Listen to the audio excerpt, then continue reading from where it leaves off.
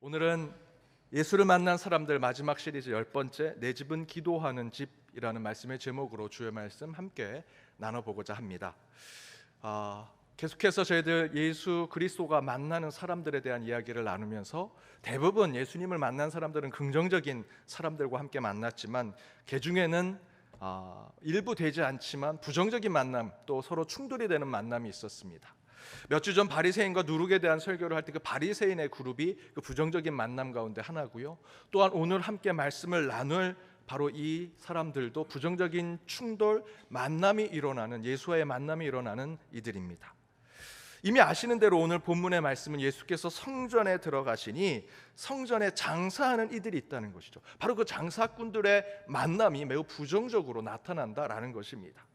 그들을 만나시고 예수님께서 어떻게 하셨냐면 채찍을 드시고 그들을 내려치시고요, 그들이 상에서 판매하고자 하는, 그들이 팔고자 하고 매매하고자 하는 것들을 다 엎으셨습니다. 그렇게 예수님은 분노하셨습니다. 그리고 이렇게 말씀하셨습니다. 내 집은 기도하는 집이 되리라. 강도의 소굴로 만들지 말라라고 말씀하시지요. 그러자 제사장들과 서기관들, 백성의 지도자들이 예수를 죽이고자 한다라고 하는 것이 오늘 본문의 이야기입니다. 말씀을 다시 읽고 생각하면서 우리의 상황에 적용해 보니 사실 조금 불편한 것들이 조금 있습니다. 왜냐하면 많은 현대 교회들이 실제로 교회 안에서 주일에도 어떤 상업적인 매매 행위를 하고 있는 것은 사실이기 때문입니다.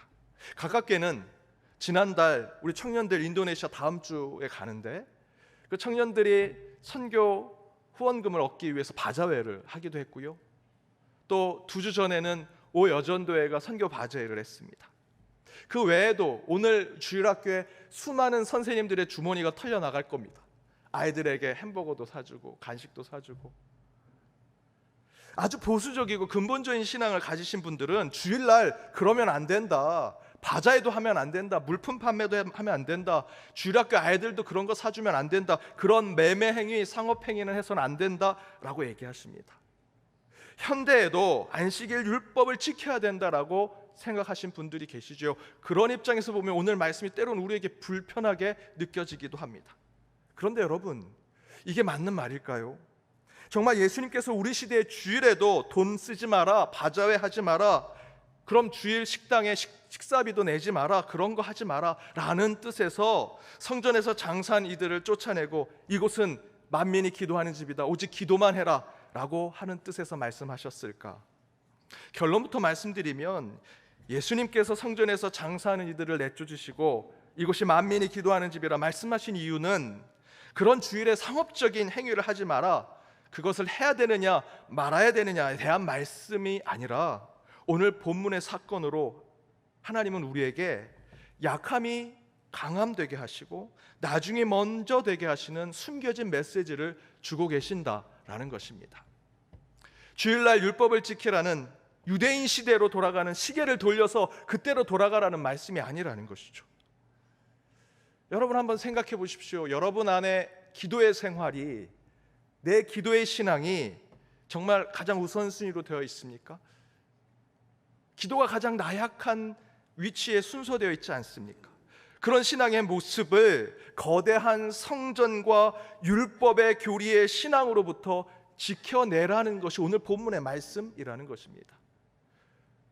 말씀에서 뭐라고 할까? 말씀을 다시 한번 보십시오. 여러분, 왜 사람들이 성전 앞에서 장사를 하고 있을까요?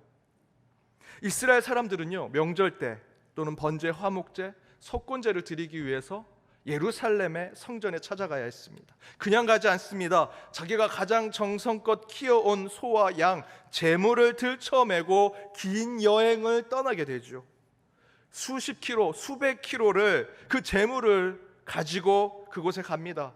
그러면 이 제물, 바쳐질 양과 이 소가 어떻게 되겠습니까? 그 먼지 나는 길을 가면서 먼지로 더러워지고요, 병이 들기도 합니다. 그렇게 성전에 오면 그 성전에 제사 드리는 입구에 장사치들이 앉아 있습니다. 그리고 그들이 이상한 호객 행위를 합니다. 자기들이 제사장이 아님에도 불구하고 사람들이 가져온 제물을 보면서 품평회를 합니다. 야, 저거는 너무 더럽다, 흠이 많다, 저거는 괜찮다, 제물로 드려도 하나님이 받으시겠다, 마치 자기들이 제사장처럼 하나님인 것처럼 하지요. 그 말에 속은 아무것도 모르는 백성들은 그 말만 듣고 자기가 정성껏 준비해온 그 제물을 드릴 수 없다라고 생각하게 됩니다. 당연하겠죠. 몇십 리를 몇백 리를 걸어왔으니 데리고 온 소와 양 얼마나 더러워졌겠습니까? 흠이 많고 점 있는 그런 양과 소 제물이 되었을 것입니다. 그러니 성전 앞에서 어찌할 바를 몰라 이런 제물을 하나님께 어떻게 드려야 되나 전전긍긍하고 걱정하고 근심합니다. 바로 그 불안한 마음을 파고드는 장사치들이 성전 문 앞에서 흠없고 병들지 않는 제물들을 사고 파는 행위를 하는 것을 예수님이 보신 것입니다. 그냥 그곳에서 물품 하나 팔려고 온 것이 아니고요, 우리 신앙의 문제가 된 예배에 대해 그리고 제사에 대해서 문제가 된 것으로 돈을 주고 파는 행위를 한 것이죠. 고증에 따르면 시세보다도 5배, 6배 이상 되는 가격으로 그 재물들을 팔았다라고 얘기합니다. 어떻게 그 사람들이 그 제사를 드리러, 예배를 드리러 온 사람들이 그 재물을, 자기가 가져온 재물을 내어놓고 다른 재물을 5, 6배로 된 것을 살 수 있었겠습니까? 빚을 져야죠. 빚을 질 수밖에 없었습니다. 당장 돈이 없으니 증서를 쓰고 빚을 집니다. 그 빚이 평생 그의 삶을 옥죄게 하지요.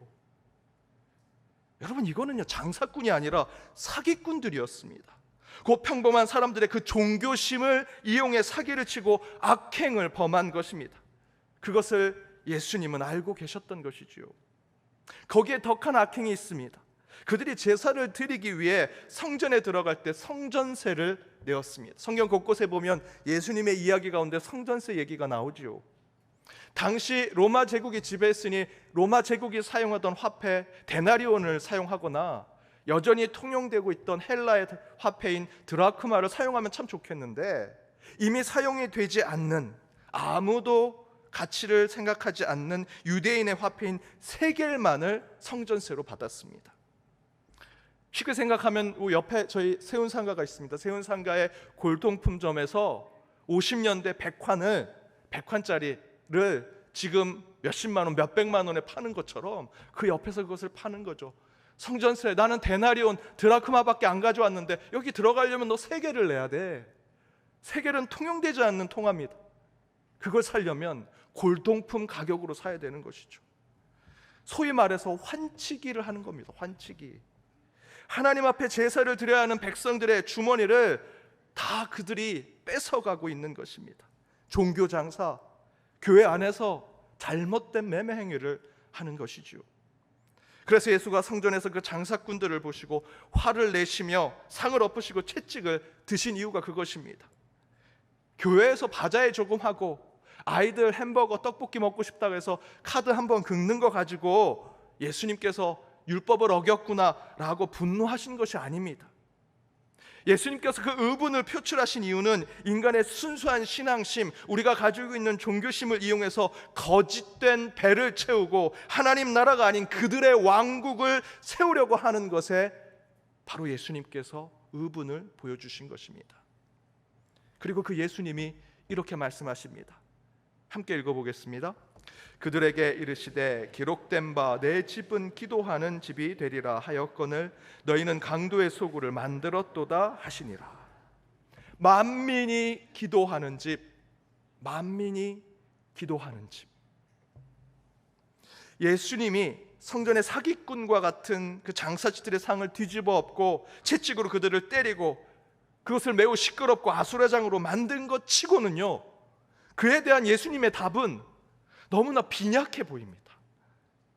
그렇게 성전에서 종교 장사하는 이들에게 강하게 저항하고 항거하셨다면 그의 강력한 대안을 제시해 주시면 너무나 좋을 것 같은데, 그 얘기를 듣고 있는 또 그 옆에 있는 제자들 입장에서는 예수님이 뭔가 지금 상을 뒤집어 엎고 이 가운데 혁명을 일으키는 것처럼 보이는데, 그 가운데 예수님께서 이제 이 성전을 뒤집어 엎자, 우리가 이것을 새롭게 만들자 라고 강력하게 말씀하시면 좋겠는데, 그 예수님께서 이렇게 얘기하십니다. 이곳은 우리 모두가 함께 기도하는 곳이야 라고 얘기하시더라는 겁니다. 여러분, 대중들 앞에서 얘기할 때 가장 약해 보이고 힘없어 보이는 것이 뭡니까? 기도 아닙니까? 기도? 우리 기독교인들이 서로 기도하겠습니다라면 평안하고 또 힘이 되는 마음을 가질 수는 있지만, 세상 사람들에게 기도하겠습니다라고 하면 무슨 뜻이 되냐면, 어찌 보면 저는 책임지지 않겠습니다라는 뜻이 되는 거죠.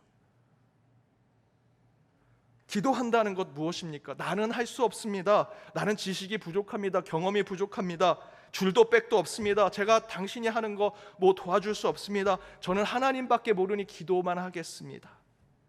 기도하겠다라는 뜻은 나는 할 수 없습니다. 하나님만이 하실 수 있습니다 라고 하는 너무나 좋은 이 신앙적인 표현이지만, 이 둘 중에 어디에 방점이 있느냐? 우리 믿는 사람들은 하나님만이 하실 수 있습니다의 방점이 있지만, 세상 사람들이 들을 때는 방점은요, 나는 할 수 없습니다의 방점이 있습니다. 기도할게요. 너무나 나약해 보이고 약해 보이는 것이죠. 그런데 우리 예수님은 바로 그 성전에서 우리가 해야 할 것이 기도라고 얘기하십니다. 성전에 장사시들이 벌어놓았던 그 수익을 여러분 생각해 보시죠. 조금 정리해서 예수님께서 다 뒤집어 엎고 그들을 채찍으로 내쫓고 그곳에 떨어진 돈을 다 모아서, 야, 이제 재물을 가져온 사람들, 너희들에게 내가 이거 공평하게 나눠줄게. 내가 이제 재물을 어떻게 하면 잘 드릴 수 있는지 다시 법을 만들어 줄게.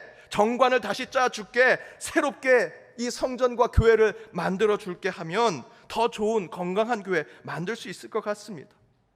제사장들과 결탁했던 나쁜 장사꾼들 다 몰아내고 그곳에 어렵고 힘들게 사는 일자리가 없는 사람들이 그 자리를 차지하고 앉게 하면 더 좋은 그런 일자리를 만들어내는 교회, 이름나는 교회, 이름나는 성전이 될 수도 있을 것 같습니다. 그런데 예수님은요, 그곳에서 이렇게 제사 드려라, 이렇게 예배 드려라, 이렇게 건강한 교회를 만들어 봐라, 야, 돈을 잘하면 좋은 교회 만들 수 있다라고 얘기하지 않으시더라는 거죠. 우리 시대로 말하면 교회 개혁을 외쳐서 나름 성공한, 그래서 많은 사람들에게 존경을 받고 인기 많은 목사들의 그 조언을 적용하지 않으셨습니다. 예수님은요, 대신 이렇게 얘기하십니다. 여기는 만민이, 모든 사람이, 가난한 사람, 아픈 사람, 힘든 사람, 때로는 우리가 멀리하고자 하는 그런 사람도 다 문이 열려져서 함께 기도할 수 있는 곳이다 라고 말씀하시더라는 거죠. 교회론에 대해서, 기도에 대한 논문에 대한 주제를 얘기하지 않으십니다. 성경 말씀보다 더 믿고 따르는, 개혁을 외치는 그런 목사님들처럼 한번 설교 들으면 카타르시스가 느껴지고 사이다 같은 그런 마음이 느껴지는 그런 얘기를 예수님이 하지 않으십니다. 누구나 할 수 있는, 시골교회에 있는 목사님도, 개척교회에 있는 목사님도 늘 하고 계시는 그 얘기를 하시지요. 이곳은 여러분 모두가 오셔서 하나님께 기도하는 곳입니다. 예수님이 그 말씀을 하셨습니다. 여러분, 제 아무리 여러분이 수백억 부자가 된들 10끼, 12끼 식사하실 수 있습니까? 하루에 10끼 식사하기 위해서 미슐랭 별표 3개 받은 식당만 찾아다니면서 10번 식사, 우리 인간은 그렇게 식사할 수 없습니다. 딱 3끼만 먹을 수 있는, 일용한 양식만 먹을 수 있는 존재지요. 더 먹으면요, 병드는 존재입니다. 이처럼 교회도요, 제 아무리 수백억 돈을 들여서 이태리 대리석 깔고 유명한 설계사를 통해서 교회 지어도요, 기도하는 한 사람이 없으면 교회는 무너집니다. 왜 이 교회가 세워졌는지 여러분 다시 깊이 생각하고 성찰하셔야 합니다. 모든 장가지 다 제거하고 중심의 줄기만 남겨둔다면 이 교회의 유일한 목적은 이 성전에서 살아계신 하나님을 찾고 부르짖는 그 한 사람, 그 한 사람의 예배자, 하나님이 찾으시는 그 기도자가 있느냐 없느냐라는 것입니다. 기도가 가장 연약하고 가장 무시당하며 아무도 신경 쓰지 않는 신앙의 행위이지만, 기도자 한 사람이 교회를 지키고 있으면 교회는 결코 무너지지 않습니다. 제 아무리 교회에 수백억, 수십억 돈을 내어서 교회를 크게 지어도 기도자, 예배자가 오지 않으면 이 교회는요, 다른 용도로 사용되게 될 것입니다. 그렇게 되고 있고요, 그렇게 되고 있는 유럽, 서구, 오히려 그곳에 이제 선교사를 파송해야 될 때가 되었습니다. 여러분, 기도는 약해 보이죠. 보잘것없어 보입니다. 솔직히 제가 오늘 말씀을 준비하면서 이런 묵상을 해봤습니다. 우리 성도님들 오늘 주일날 오시는데 기도에 대한 설교, 기도에 대한 얘기 얼마나 많이 들으시겠습니까? 그런데 이 주일날 여러분 얼마나 기도하시겠습니까? 오늘 장로님 대표 기도하는 것 빼고 진실되게 하나님을 만나는 기도를 여러분 얼마나 하시겠습니까? 주님의 날에 기도도 이렇게 안 하는데 주중에 여러분 얼마나 기도하십니까? 기도 시간이 부족하면 저희들 어떻게 합니까? 우리가 살아가는 삶 가운데 시간이 부족하고 일정이 부족하고 스케줄이 빡빡하면 기도 시간 빼지 않습니까? 아예 기도 시간이 따로 있지도 않고요. 기도할 때 언제든지 기도할 때 화장실 다녀와야겠다, 기도할 때 시계 좀 봐야겠다라고 생각하는 것이 저와 여러분이 생각하는 기도에 대한 관점 아닙니까? 제가 가장 실패했다고 생각하는 설교가 언제였냐면 청년부들과 함께 농촌 봉사활동을 떠났습니다. 우리 이번 고등부가 가는 그런 농촌 선교 활동을 수련회를 대신해서 갔습니다. 그때 제가 말씀을 열심히 준비했습니다. 그때 말씀의 주제가 우리들이 이렇게 수고하고 노력하는 것 중요한 것이 아니다, 우리는 기도하는 자가 되어야 된다라는 말씀을 준비해서 저 뒤에서 이제 말씀을 준비하고 찬양이 끝날 때쯤 한 청년이 제게 와서 목사님, 저희들이 그 일하던 곳에 뭐를 놓고 왔는데 찾으러 가야 될 것 같습니다. 그래서 제가 이렇게 얘기했습니다. 설교 끝나고 기도할 때 갔다 와. 제가 그날 설교 주제가 기도에 대한 주제인데 그 생각은 다 잊어버리고 설교 끝나고 통성 기도할 때 갔다 와. 그날 단에 서서 그 청년을 바라보고 제가 말씀을 전하는데 당장이라도 그 청년한테 내가 오늘 잘못 너한테 얘기했다, 기도할 때 가지 말고 다 끝나고 갔다 와 라고 얘기하고 싶은데 그 얘기를 못하고 설교를 하니 그날 설교를 가장 망치는 설교가 되었습니다. 그런데 여러분, 저와 여러분의 삶이 그렇지 않습니까? 모든 것 생각하면 기도할 때 갔다 와야지, 기도할 때 스마트폰 봐야지, 기도할 때 잠시 나갔다 와야지. 우리는요, 기도가 가장 소홀한 것이 됐습니다. 그런데 우리 예수님은 성전을 정화하고 그곳에 오늘 말씀이 나타나고 있는 성전 정화 사건이 있는 곳에 내가 오늘 이렇게 한 것을, 내가 채찍을 내려치는 것을 동상으로 만들어라, 기념비를 만들어라, 그곳에 첨탑을 세워서 기념교회를 세워라. 성지순례 가셔서 성전 정화 사건이 있던 교회가 있습니까? 없습니다. 그곳에서 아무것도 예수님은 세우지 않으셨습니다. 대신에 말씀을 선포하셨습니다. 이곳은 만민이 기도하는 집이다. 기념비, 동상, 기념교회 없습니다. 오직 말씀만 그곳에 있습니다. 예수님은 교회 성전을 정화하고 깨끗게 하셨고 가장 관심 없고 가장 무시당하는 이름 없이 교회를 찾은 그 기도자들의 기도가 가장 가치 있고 가장 의미 있는 것을 오늘 말씀을 통해서 우리에게 깨닫게 해주고 계신다라는 것이죠. 그래서 오늘 본문에 숨겨진 메시지는요, 약함을 강함으로 만들어주시고 나중된 것을 먼저 된 것으로 만들어주시는 메시지가 숨겨져 있다는 것입니다. 그런데 여러분 생각해 보십시오. 예수님이 오늘 본문처럼 성전 정화를 하시고 이곳은 만민이 기도하는 집이다 라고 했더니 그 장사치들이 매를 맞고 상이 뒤집어 엎인 모습을 보면서 예수님 말씀이 맞습니다, 이제 저희들이 새롭게 거듭나겠습니다, 그들과 함께 제물도 잘 바치겠고요, 제사도 잘 드리고 예배도 잘 드리겠습니다, 이곳에서 기도하는 교회를 세우겠습니다 라고 했을까요? 아니죠. 아마도 아무것도 일어나지 않았을 것입니다. 왜 미친놈 하나가 저렇게 소동을 피는구나 라는 정도만 생각했겠죠. 바로 오늘 본문의 예수님의 그 소동, 다시 돌아서 보면 훈계, 그것도 가장 보잘것없어 보이는 해프닝처럼 지나가 버렸다라는 것이죠. 그러나 여러분, 저는 이곳에서 마더 테레사의 말을 기억해야 한다라고 생각합니다. 마더 테레사가 이렇게 얘기했습니다. 기도는 마음을 크게 만들어 하나님의 은사를 담을 수 있게 한다라는 것입니다. 여러분, 기도는요, 여러분 한번 기도할 때 생각해 보십시오. 내 앞에 사과를 앞에 두고 기도했다고 눈 딱 뜨면 사과가 2개로 만들어진 기도의 기적을 여러분 보셨습니까? 기도는요, 내 몸속에 있는 병, 질병, 암 수치, 내가 기도하자마자 순식간에 그 암 수치가 떨어지는 갑작스러운 치유를 주는 것이 아닙니다. 기도는요, 때로 깨어진 관계에 있는 이웃들의 마음을 갑자기 변화시켜서 갑자기 기도했더니 그 사람들이 초인종 누르고 당신을 사랑합니다 안아주고 그렇게 되는 것이 기도가 아닙니다. 실제로 기도는요, 아무리 기도하고 밤새 기도하고 금식해서 기도했는데도 응답이 되지 않은 것은 도대체 이 기도가 뭐냐? 기도를 생각할 때 생각할수록 보잘것없어 보이고 의미 없어 보이고 쓸데없어 보이고 나중돼 보이는 것이 기도지요. 그러나 여러분, 테레사의 말을 기억하셔야 합니다. 여러분, 테레사의 말대로 우리가 기도하면 마음이 크게 만들어지죠.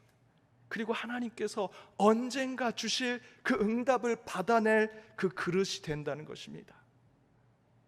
테레사의 말대로 사과 1개를 두고 기도했더니 2개가 되지 못할 때가 있을 것입니다. 그렇게 못할지라도 끝내 하나님이 응답해 주셔서 사과를 2개로 만들어 주신 그때가 됐을 때 하나는 내가 먹고 그 하나는 어떻게 나눌까? 하나님의 지혜가 내 마음속에, 내 영혼 속에 들어올 그 그릇이 만들어진다는 것입니다. 또한 기도는요, 내 몸의 질병의 수치를 곧바로 떨어뜨릴 수는 못할지라도 기적처럼 병이 치유되고 그 가운데 암으로부터 해방되었을 때 왜 하나님이 내게 이 질병을 주셨고 이 암을 주셨으며 이것으로부터 내게 해방을 주셨는가? 그 하나님의 뜻을 담아낼 큰 그릇이 만들어지는 것이 여러분들이 계속해서 쓸데없이 기도한다고 생각하는 그 기도 가운데 만들어진다라는 것입니다.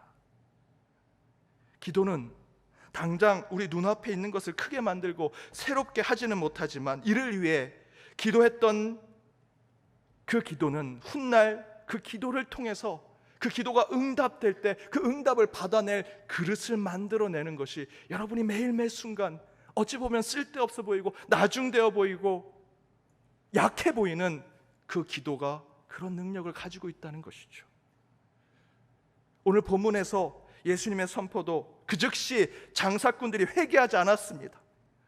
기도자들이 막 몰려와서 그래, 예수님께서 여기에 성전을 정화하고 이곳이 기도하는 집이니 이곳에 다 우리가 모여서 기도하자라는 역사가 이루어지진 않았습니다. 하지만 여러분 기억하십시오. 2000년 전 그 예수님께서 성전을 전화시키고 이곳은 만민이 기도하는 집이다라는 그 말씀을 기억하고 2000년 동안 수많은 교회들이 곳곳에 세워지면서 이곳에서 기도하는 자들이 세워졌습니다. 그 교회 중에 하나가 연동교회죠. 가장 보잘것없고 응답되지 않을 것 같은 기도에 여러분의 삶의 우선순위를 세우셔야 합니다. 그때 여러분의 마음은 기도한 만큼 커지게 될 것입니다. 그 기도의 응답이 바로 되진 않을지라도 그 응답을 받을 여러분의 그릇이 크게 만들어질 것입니다. 곧 그 기도의 응답이 찾아올 때 그것을 담아낼 여러분의 마음과 영혼이 될 것입니다. 그리하여 우리의 연약한 기도를 강건한 응답으로 세워주시고 나중된 간구를 먼저 된 하나님의 지혜로 채워주시는 신앙으로 한 주를 살아가시는 저와 여러분, 연동의 모든 권속들 되시길 주님의 이름으로 축복합니다. 기도하시겠습니다. 우리의 기도를 들으신 하나님, 성전에 이 죽은 자들의 해칠한 무덤처럼 되어 있는 이곳, 그리고 이곳에 장사꾼처럼 몰려있는 저희들, 그러나 이 성전을 지키시는 하나님 앞에 온전히 기도자로 서는 저희들을 붙들어 주시고 그 주님께서 우리의 마음을 더욱더 말씀대로 살아가는 능력을 허락하여 주실 것을 믿사오니 저희들 살아계신 하나님을 통해 영적으로 순결하고 깨끗한 삶을 결단하는 저희 모두가 되게 하여 주옵소서. 가장 연약해 보이는 기도를 다시 붙잡고 하늘의 역사와 기적을 체험하는 기도자가 되게 하시고 이 성전이 그렇게 살아계신 하나님을 체험하는 만민이 기도하는 집이 되게 하여 주옵소서. 이 모든 간구 예수님의 이름으로 기도드립니다. 아멘.